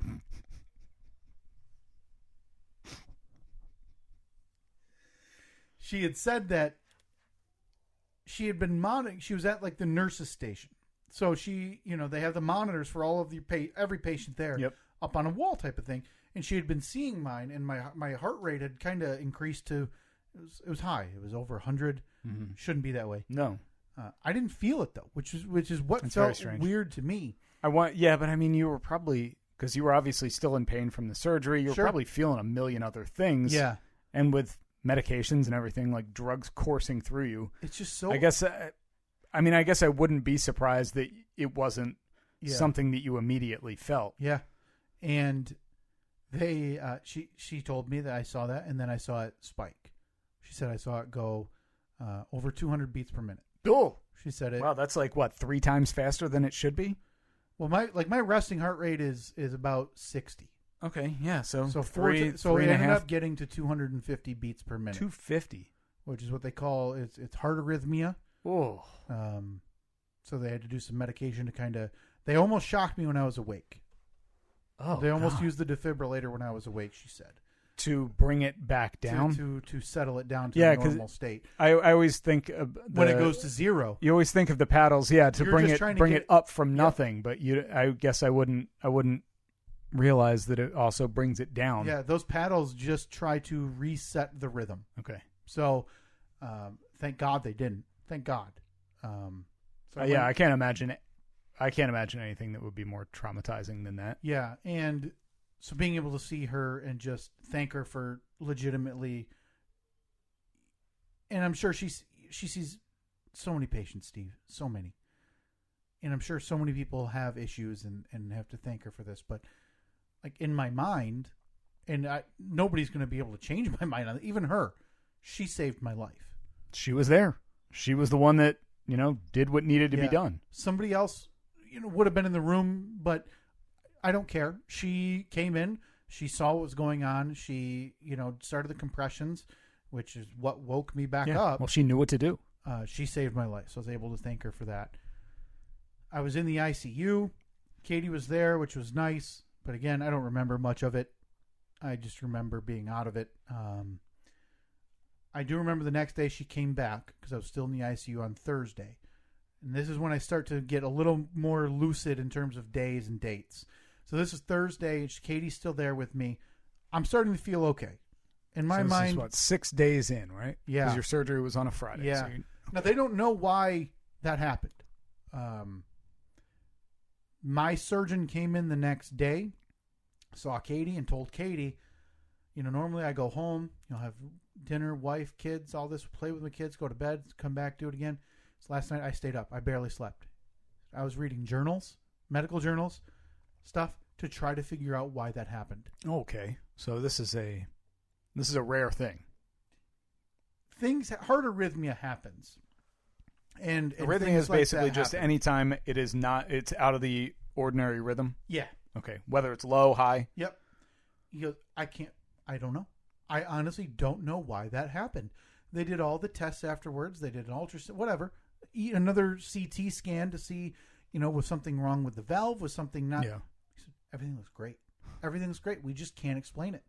So that Thursday, I'm a little more lucid. Which sucks, man. Yeah. Because now you're the medical mystery. I would rather have an illness that they can diagnose, even if it's a little bit worse, but they know what it is, right? Well, because rather than have the unknown. That's the equivalent of, them saying, no, I've never seen this before in my life. Like, no, I don't want that. I want the common thing. Give me I had this last week. Yeah. I've done 4 of these in the last 2 weeks. Unbelievable. So that Thursday, Katie's still there, and at some point said, "Hey, I have to pee." Katie, tells the people there, "Can I help them?" And they said, "Yeah, sure." And they all have a good rapport with her because it must have. I'm sure it gets mentioned, but somewhere in the folder or file, they must have had in big bold letters, "Wife is a nurse." Right here, because they. That's right. You weren't. Because they were totally comfortable with her helping, with her being there, with her asking these questions, which is great. Fantastic. Man, write that in my file. Right. And that's going like, why are they asking me these questions? Why do they keep calling me doctor? I don't know, hon. So she helps me stand up and walk over to the toilet, and I stand up there and try to go to the bathroom, and I feel while I'm standing there tunnel vision. And I remember yelling, "I need to lay down. I need to lay down," because I know I'm about to. And then I hear beep, beep, beep. Everything's going off again. It's happening. Because you're still hooked up to monitors and everything. It's happening again. So in my mind... No offense. So in my mind, I'm about to go unconscious and have to be revived again.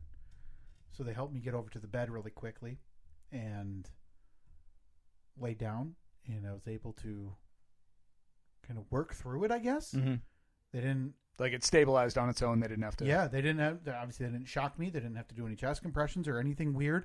I was still on this They put me on I was on an IV, and I think they quick shoot some medication in there. And I think that because I was on a few different medications for this heart arrhythmia while I was in there, and now I'm on one at home. Okay. So at this point, they're baffled. They don't know what to do. So they bring in a cardiologist or an electrocardiologist. I don't know the terminology. I apologize. They decide, hey, we don't really know what's going on or why this has happened twice.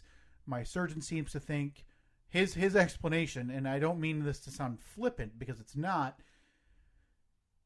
Anytime we kind of get in there and poke around your heart, whether it's valve, it can kind of act funny for a while. He goes, but the only thing that's concerning is that'll happen a day or two after. Yeah. That won't happen 6 days after your heart surgery usually. So it's almost like the heart is still kind of figuring itself out. It's like, somebody was in here. Something's going wrong. Yeah, very weird. And, they had said part of it was still inflamed, but he said that happens because, listen, we cut a piece out, put a new one in, and sewed you back up. Yeah, type it's got of to stuff. heal.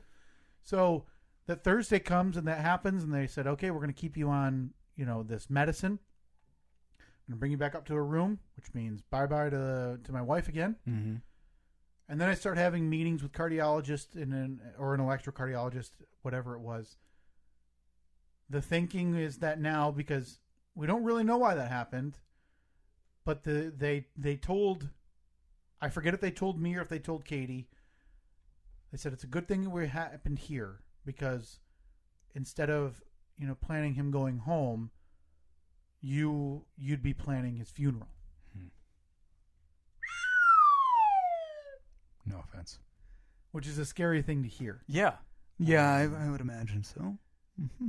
So they decide we're going to install an internal defibrillator, not a pacemaker, a defibrillator that is hooked to your heart, that if that arrhythmia happens, that certain kind happens, it'll shock you back to presumably a normal heart rate. Okay. I always thought that was a pacemaker. I don't know. I think that just gives... I don't know if a pacemaker gives you just kind of a buzz to get it back normal or what. I don't know. So this thing, they they tell me this on Thursday or Friday, and in my mind, I'm already like, what are we doing tonight? Yeah. Yeah, get me in there now. Call the on-call whatever surgeon. Let's give me a student. I don't care. Ship me on down, because this surgery sounds. It's much less invasive. They're not going through my chest. Okay. They're going into my side. They're not touching my heart directly. Okay. So, in my mind, hey, I'm terrified of surgery, but in comparatively, yeah, this is nothing. Let's do it. Walk in the park. You know what? I'll even pass the anesthesia if it means I can go home sooner. Whatever. Yeah, right. So this is give me a pencil to chew on. So I'm on some medication to correct this arrhythmia. They need to wean me off of that. Oh, of course, yeah. So they tell me we'll get you in Monday. So Thursday again, right? Yep. So right, I'm so you got flying all Friday, past. all Saturday. Well, at least you watch some football on Sunday. College football on Saturday. Here's what I want to say about my state when I was in the hospital. And I know I probably texted you a few times. I texted family, friends. I video chatted with my wife and my parents and everything. I don't consider myself a person with depression. I never have. Mm-hmm. There's no question, though, that when I was in the hospital after these episodes that I had in the ICU, that I was battling, whether you want to call it a bout of depression, bouts of whatever. I was in a really, really, really bad state. No offense. To the point where I was video chatting, but it wasn't good for anybody I was video chatting with because I was just breaking down crying every time. Well, I mean, I think anybody in this situation is going to, like, obviously there's nothing to be ashamed about or anything like that. But I mean, I think that's a perfectly normal thing to feel. Right. You know, you just keep, like, they just keep moving the goalposts on you. It's like, oh, well, and you'll be out of here Tuesday. You'll be out of here Wednesday. Yeah. But, and again, it's not their fault. Not their right? fault. Not their fault at all. It's a terrible bribe. What happened is a terrible thing. If they had sent me home Wednesday before 4:00, there's a good chance I'm dead. Yeah. So while it's a good thing that it happened at the hospital, it's still a really tough time being there alone, fully alone. Yeah. And now knowing you got about 4 days, all of Thursday, all of Friday, all of Saturday, all of Sunday, Monday surgery. Maybe out Tuesday. Tuesday's the goal. Yeah. But it's that idea of, I just got 4 days by myself now. Yeah. And that's not like some vacation. It's terrible. No, you're just everything hurts. My back is terrible from sleeping in this hospital bed. So these video chats just end up with me crying, and my wife and my parents ask, well, what's wrong? And it's the same thing every time. I just want to go home. Yeah. That's all I'm saying. I just want to go home. It's so hard being away. Your parents, nephews, but your wife and your son. It was the hardest thing I've ever dealt with. And those last 4 days are among the hardest days I've ever lived. Sitting there, I'm not on many pain meds because it doesn't hurt that bad. I've been in there long enough that I'm on Tylenol type level. Yeah, you're healing. Stuff. Your body's healing. So I'm just sitting there, Steve. I'm waiting for a physical therapy or occupational therapy, maybe once a day. I stared. Honest to God, I'm not exaggerating. I didn't turn the television on. I packed 2 books. Didn't open them in my backpack. I didn't even open my backpack with stuff I brought.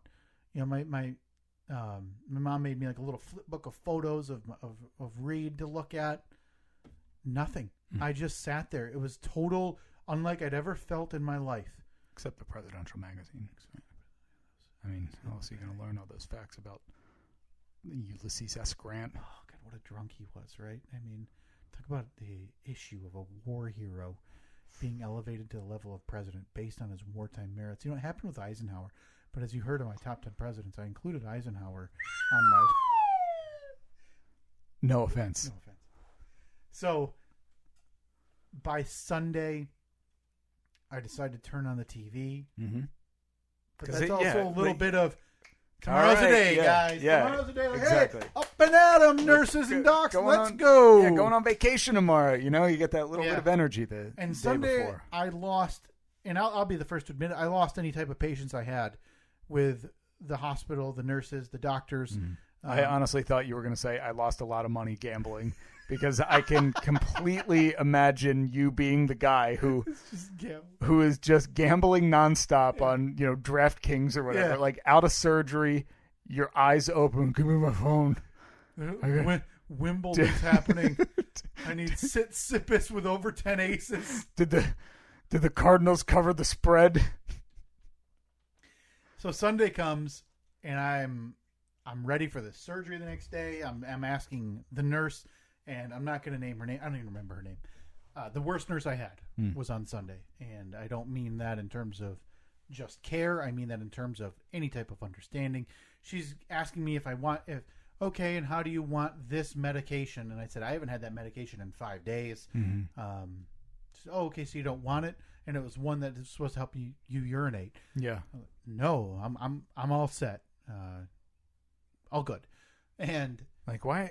She starts going over the warning signs for a stroke. I feel like they've left a lot of this on you. Yeah. Oh no, there's no question. To this last day before my surgery, not last day, but last day before surgery, I'm asking for my meds at a certain time because I know they need to be on a schedule. I'm taking this medicine that they're weaning me off of, so they're giving me the meds at 9 and 9, and then every 2 hours after that, they're doing an EKG to see how I'm reacting. Okay. So I know I need these at certain times. If you want the EKG to happen. So I'm the one calling, and they're busy. Granted, I get it. They're not coming. It's taking 30 to 45 minutes to get a Tylenol type of stuff. Yeah. It's the type of thing you read about where you're like, I don't really like that. She was very nice. She wasn't the best nurse I had when I was in there. So the first thing out of my mouth when she comes in at 6, 7 a.m. is, I've been reading this manual, or the hospital book that they have in all the rooms. I'm having a surgery tomorrow. Now, I know I'm already in here, but the visitor rule is that I can have a visitor when I'm having an operation or in the ICU. Can you find out if I can have someone, because I'm already admitted, can I have someone here tomorrow? Oh, yeah, let me look. Man, hours go by. Finally, I take the hospital book, and I call the main number, and I explain my question, explain all this. They transfer me a couple of times until finally I get transferred, and I hear the phone ringing at the nurse's station outside my room. Now, okay, did you do a funny voice like, hello? I hung up because they're not going to know the answer. That's not who I'm looking for. I need like a hospital administrator, right? Someone to make this determination. So then I'm like, all right, I just start buzzing my nurse because, hey, is there any update on that? Hey, is there any update on that? Nothing. Nope. They're still asking. Still trying to figure it out. It has to go to, they finally said it has to go to hospital management. And it's like, I thought you were going to say it has to go to corporate, which, I mean, essentially that's right. That's what it Man, is. it's like 5 o'clock on Sunday night. I don't even know when my surgery is the next day. Nobody's told me. Just said tomorrow morning-ish. I don't know if my wife can be there. And so at this point, I'm pleading. I have a son. If my wife needs to be here, we need to figure out who can watch him in the morning, what time, where she needs to go. All of this information I need to know. She finally comes in. It's her last visit there because I know the shift changes are at 7 o'clock or so. I know it's her last one. She's in there right at about 7. And she comes in. She goes, well, I have some good news.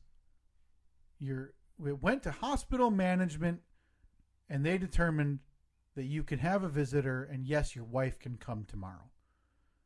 And man, I lost it. I was crying so hard. She came over and had to give me a hug. And just so thankful. At that point, I just want her out of the room. Yeah. So I can call my wife, so I can tell her. But then I still have questions. I say, when is it? Yeah, I don't really know. So we'll figure it out in the morning. Like, oh my God, I can't believe this is happening. Right. But some hiccups the next morning in terms of figuring out where she needs to go. But it all worked. She was able to come up to my room beforehand, which was so good for me to be able to see somebody before I went in for this next surgery. Just the relief of having somebody there that you know and love and can be there when you wake up and when you go in was so immense, the relief. Well, I can't describe it. So it's Monday morning. They bring me down. I'm like, let's get this show on the road, man. Let's go. And I go for heard the record. Somebody mentioned, kind of similar to before I went in for my main surgery. Hey, 3 to 5 days. But I heard for this one, maybe today. So I'm like, all right, I'm going home today. Yeah, that's I'll be home for dinner. Send me, honey. Get the menu out. We're picking food. I'm home tonight. Yeah. And I didn't care about anything. I said, bring me in. Let's do this. Come on. Let's go. Mm-hmm. And they shipped me off. Everything went fine. They cut me up on my left side. So I have a big lump is what it looks like with a defibrillator. They installed it on my side in the muscle so it's not like moving around. Yeah. And then I have another little cut kind of below my heart where they connect the lead to that hooks to your heart that detects, hey, the rhythm, the electrical impulses. Yep. Or whatever. So if it goes wrong, that's the signal giving it that it'll zap me and put my heart back to normal. So I woke up, and man, I woke up in more intense pain than I did after my open heart surgery. Oh boy, did that side hurt! Really, it hurt. Yeah, I guess that's kind of a sensitive spot, and if they put it right in the muscle, there was no real indication that this was going to hurt that bad when I woke up because they medicate you, they alleviate that with so much medicine. Oh my God, Steve, it hurt so bad. I woke up and within 3 minutes, I thought, I'm not going home today. There's no way, which was a bummer. But they said the surgery went well. Said goodbye to Katie and went back up to my room and was able to get through that day with no real issue. Finally, I was like, I know I'd weaned myself off all the bigger pain meds, the muscle relaxers and stuff. I said, I need something. I said, give me a double dose of muscle relaxer and the upgraded pain meds so I can sleep tonight because I am in such pain right now with this side. They did. I slept for a little bit, not long. 7 a.m. rolled around. Man, where's the nurse? Tuesday morning. Where's the doc? Where's the nurse? Surgeon? I don't care. Let's get him in here. Start giving me the lowdown on discharge because I know only certain levels of people can discharge you. Mm-hmm. She's in at 9. I'm like, what do I got to do? I'll do a quick jog down the hallway to show you I can walk. Right. Whatever. And she discharges me, and I'm texting Katie to get there, and I'm so excited. And they say, all right, well, go grab your, go change out of your hospital scrubs. And as I'm changing and waiting, because you can't walk out. Mm-hmm. I know it's a big thing. Hey, I want to walk out of here. Because I told them I didn't need one. Because I was walking the length of the building anyway. I didn't need it, but liability, you have to. So anytime you see a TV show or whatever where they stand up triumphantly from a wheelchair or whatever to walk out, it's a lie. Yeah. They don't allow it. And I was lucky enough while I was dressed and waiting, and I'm just sitting there on the edge of the bed, tapping my feet, ready, waiting for this wheelchair, because well, it might be like an hour and a half. I said, no. I'll walk myself. I am not waiting another 90 minutes for an underpaid transport guy to get up here to get me out of here. Wheelchairs? We only got one of them. Yeah. It's got a flat, too, so. We really underpurchased on those. Yeah, it's at Discount Tire getting a new set of treads put on it. Yeah, we got to get the winter chains on it. But while I'm sitting there waiting, and this was so nice to be able to have happen. Shelby, the nurse who revived me and who saw me a couple of times, she was never my daily nurse after that day. Which you never know. There's a lot of nurses, and it's all in a rotation about what side of the floor they're on. It's a big floor. Yeah. She came in to talk to me, which was just so nice to be able to see her again and be able to again thank her in person for saving me, and for also appearing to be, 95 pounds, so she didn't re-break my sternum when she was doing compressions. So that was, it's COVID. I can't really go up to her and give her a hug, Mm-hmm. but I, expressed my thanks beyond belief to her. So that was very nice. They wheeled me down, and I was able to go home after a very, very long, Steve, 12 days in the hospital. The overwhelming majority of it with nobody there, nobody able to visit, which was, again, as I mentioned, the hardest part. I think with any type of visitor or family or being able to see you on a daily basis helps the recovery, and it helps you want to go home. Yeah, I think, well, mentally, it's a, there's a reason why they put people in isolation to torture them. You know? Right. Like that's brutal. I didn't know what to expect, obviously, with how hard it was going to be, and finding out the day before that I'm not going to be able to have any visitors made it harder because you're going into this expectation. Yeah, it's only one person the whole time, which is a bummer, but at least you get to see that you get somebody. Yeah, you get one. Yeah, so to have even that ripped from me was a little bit difficult to encounter, but 12 long days. I now take a heart arrhythmia pill twice a day. I take a cholesterol pill once a day. Once a week, I have a little machine that is hooked up Bluetooth to my defibrillator that I push the little button on, and it sends the record of you're uploading? I'm uploading on a weekly basis, so they can monitor, see if there's anything weird. That's how they get you, man. You got 5G in that thing? I had the chip before all you guys did with the vaccine. So that's my day-to-day. It took me a little while. Probably I didn't eat good or anything for about 2 weeks. I lost, I think it was 28 pounds. Damn. When I was in there. Bonus. Yeah.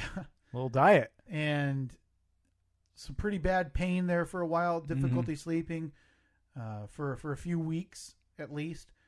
But I was able to be home for Thanksgiving. I was able to be home for the holidays, which was one of my main goals when going in. So really, the trade-off, your everyday life is basically no different because you got to take a couple pills, but that's boom down the hatch. Yeah, there's some discomfort. Like if I lay on the side with my defibrillator, it's not that deep. It hurts. Yeah, like it's a little box. Does it hurt because it's there, or does it hurt because it's like still tender or whatever? It hurts because it's there. It's just there. So all my wounds are healed up.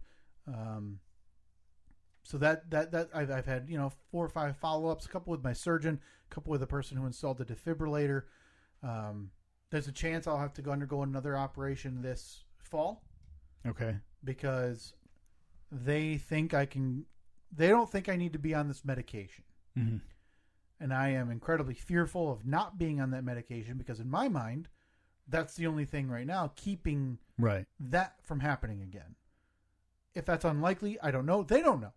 So it's a non-toxic pill anyway. So it's one of those that you hear about a lot of meds. Hey, if you take this for 10, 15 years, it starts to ruin your liver or whatever. Yeah. This has none of those effects. Okay. So right now I take that twice a day, but in November or in the fall, they said they may want to bring me in after weaning me off of this medication, put me out, and it's not a scientific description or a medical description. They want to go in there and prod my heart a little bit with electrical waves to see if they can make it do that arrhythmia on its own. So if they can kind of jostle it to where that happens while they're shooting electrical currents while I'm unconscious, then they would keep me on the medication. But at that point, if nothing happened while they were in there, they would say you don't need to take those pills anymore. I'm surprised that they can't tell from the data that you're sending to them on a weekly basis. But I'm on the pills. So they need to know. The idea is that, hey, we can either wean you off and you can just say, try it without the medication, or the option I just described in a controlled environment to where they go in there and see, is your heart going to react? So if something does happen, they would be able to fix it instantly and say, okay, we still don't know. So that's on the table for this fall. I'm choosing not to think about it because I can't think about going under for another surgery right now. And but hey, I feel pretty good. I went for a few jogs this week. Yeah? Horrible. It went horrible. Yeah, it's tough to start that up. I mean, it feels like starting from the first day I could walk. Mm-hmm. There's just no stamina. There's no capacity to run for any amount of period that doesn't make me feel immensely winded. Yeah. If I stick with it, long haul wise, my heart is functioning better than what it was before. Yeah. There's no reason I shouldn't be able to do it at a better Yeah, I pace. wonder if, take out the whole surgery and all the medical issues in general, if you had just gone for a jog the other day, I would bet chances are, since you haven't run in ever, I mean, you'd probably feel exactly the same. Yeah, maybe. I would bet. Yeah. Because even somebody like me who I've run a ton, but if I take 6 months off, that first one back, it's like it's the first time I've ever done it. And I mean, this is 6 months off or however long off from, it took me a while just to be able to, my daily exercise, Steve, when I got home was walking to the mailbox and back. Mm-hmm. And that was taking it out of me. I took a shower. I'd have to sit down and I'd get out of the shower and I would get dressed and I would I'm out. Like I'm just exhausted after that. Mm-hmm.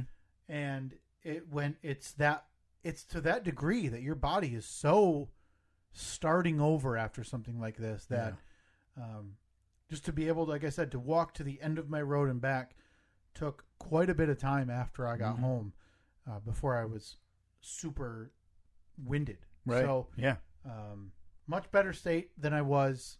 Still lingering, and I don't I don't know if the term is PTSD, Steve. It sure sounds like it. I mean, it feels weird for me to say that though, because I don't want to take that term. No. From a group that has traumatic memories from war or whatever, but that's how I can compare it to, when I got home, and I didn't even realize this until somewhat recently. My wife's watched Grey's Anatomy for eternity, and she had it on after I was home because I wasn't working for a while. I was home and I had to get up and leave the room. And she said, "What are you doing in the bedroom?" I said, "I'm just going to read." I said, "I can't really look at that show with the hospital right now." I said, "It's giving me bad memories." And there was a commercial that aired in Michigan that I don't know if it aired nationally, but I know it was in Michigan, where it was set to the song "Auld Lang Syne," but it was that music playing with lights flashing outside of a hospital room and doctors and nurses sprinting into that room. Yeah, and then they showed like a doctor or whoever doing compressions on the person, and it was but it was like a, hey, wear your mask, do this type of thing for COVID because this is what could happen. But I saw that for the first time and lost it, like just emotionally broke down, couldn't, just all came flooding back what had happened that Wednesday. Oh my God. And I saw it on a few times after that, and it's just me scrambling for the television remote, turning the channel and not being able to, turn it fast enough and just not wanting to see even a second of that commercial. And then after a few days home, I decided to look at, they take notes and they give you those notes every day you're in the hospital. Yeah. And I got to that, flipping through, it's all kind of nothing major. It's all just talking about oxygen levels and whatever. Yeah, vital signs and stuff. stuff. It gets to that Wednesday and I start reading the note of, code blue, this and that, and I start to cry and have to throw my phone away from me so I don't read it anymore. And it's okay, I'm not ready to read those details yet. So, it's been 6 months. 6 months this week. It was 6 months on May 13th. Hey, happy anniversary! You made it 6 months. Hey, that is what people say.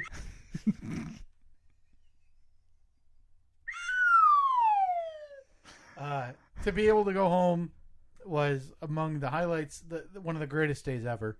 Yeah, after that long, and being able to, have my son come home, and he doesn't know. He knows I was gone, but he just knows you were. But he also doesn't know time. He's sitting here playing with grandma and grandpa, and he's like, whatever, mom and whatever. So it's like, I'm holding him, and I never want to let go as I'm crying.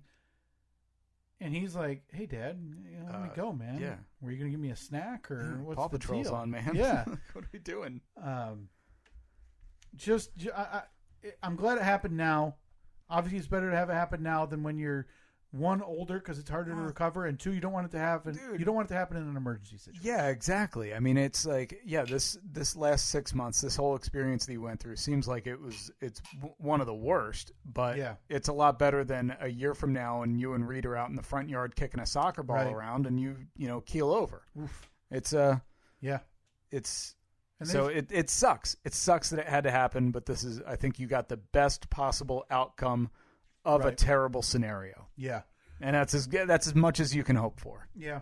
And, a lot of people showed up in terms of, showing support. I mentioned you and Annette, friends, family, Katie's coworkers looking out for her, gift cards to restaurants and stuff and food bringing over and keeping her occupied while I'm in there because, it's like I mentioned, it's lonely for her too. It's a totally different situation. So, very long 12 days, a very traumatic 12 days. Yeah. But it sounds like very justified. Yeah. Yeah. But, I came out on the other side and I'm better for it. So thank you to everybody who listened to this, who sent their well wishes and sent cards and everything. Just far too kind. Just a fantastic outpouring, Steve. When I was in there, I know in the hospital, I know, and even afterwards, people sending their well wishes. So very nice. Yeah. Boy, look at us. We're back into the Humphrey described glory days of this Way podcast. too long. At this 140. You want to get out of here on one of your jokes? Oh, yeah, I mean, I had the website pulled up. Jesus, I was waiting for my in. I mean, look, your story, sure, but people really tuned in for the joke of the day. And we can't leave them with no joke of the day. So just rat-a-tat-tat. Well, look, no, I need to just drop them into natural conversation. I don't want to.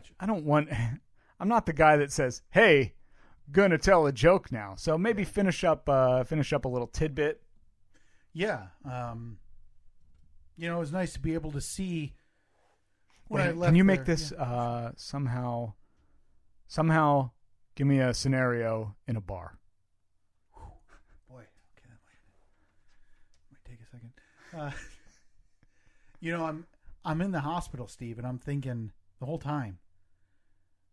I usually go out the night before Thanksgiving, family and friends. It's one of my favorite nights of the year. Have some drinks, and it's all everybody together. It's not like a couple of friends know. So, it's part of the thing. You're looking forward to something, and that's really key. So I really wanted to be able to get out to the bar the night before Thanksgiving. Man, did I ever tell you about the time that I was at the bar and a ham sandwich walked in and ordered a beer? No, I don't think you did. Bartender said, "Sorry, we don't serve food here." Yeah. It's funny, Steve. I was. Can you incorporate? I went in there. Incorporate a Clydesdale. I mean, no. I do know maybe talk about Budweiser. I know another option though. I got you. Wait a minute. I could set this up for you if you want. Hey, you were talking about that commercial that you watched with the Auld Lang Syne. Yeah. It really got to you. Yeah, that did. Remember that Budweiser commercial with the Clydesdales? Clydesdales? You're talking about the one with the Clydesdales, and I'm assuming you're talking about the one that they did. They only aired the one year, one time. Oh boy, those Budweiser Clydesdales. Hey, speaking of Clydesdales, why did the Clydesdale give the pony a glass of water? Why would he do that? Because he was a little horse. I think I know one of your setups. The time frame. No, I got you. I already know one. So just have your list up. The time frame for the surgery, man. It's my favorite time of year, Steve. Mm-hmm. So to be going into the hospital and having this feeling of dread, but then looking out the car window, and you're looking out, you see the cornfield, you got the Halloween decorations, you got some Thanksgiving stuff, you got scarecrows up in the field, and it's this weird dichotomy of feelings because you're so terrified. But again, it's my favorite time of year. Yeah. Hey, did I ever ask you? Or did you hear about the scarecrow that won a big award? Steve, no, I didn't. He won it because he was outstanding in his field.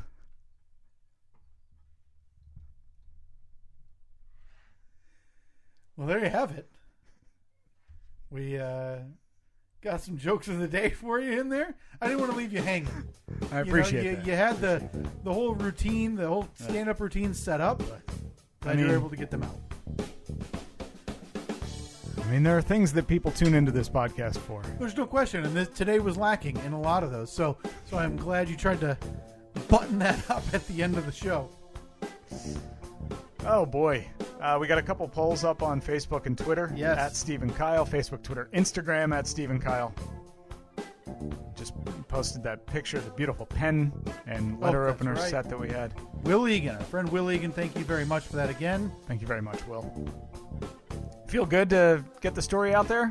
It did. You know, I'll look back on it and, not even like the way I told it because I don't.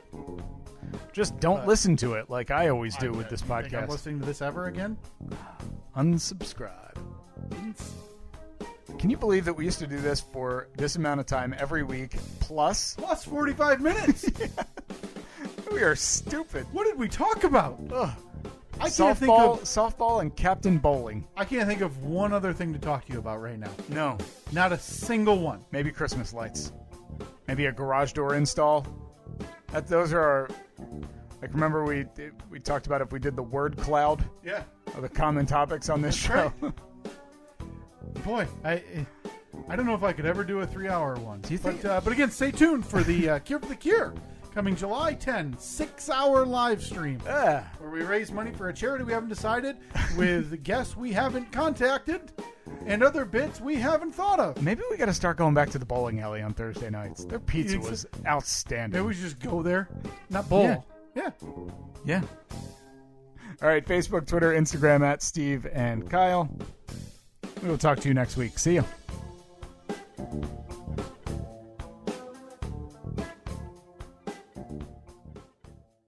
Looking for a fun way to win up to 25 times your money this basketball season? Test your skills on Prize Picks, the most exciting way to play daily fantasy sports. Just select 2 or more players, pick more or less on their projection for a wide variety of stats, and place your entry. It's as easy as that. If you have the skills, you can turn $10 into $250 with just a few taps. Easy gameplay, quick withdrawals, and injury insurance on your picks are what make Prize Picks the #1 daily fantasy sports app. Ready to test your skills? Join the Prize Picks community of more than 7 million players who have already signed up. Right now, Prize Picks will match your first deposit up to $100. Just visit prizepicks.com/get100 and use code GET100. That's code GET100 at prizepicks.com/get100 for a first deposit match up to $100. Prize Picks, daily fantasy sports made easy.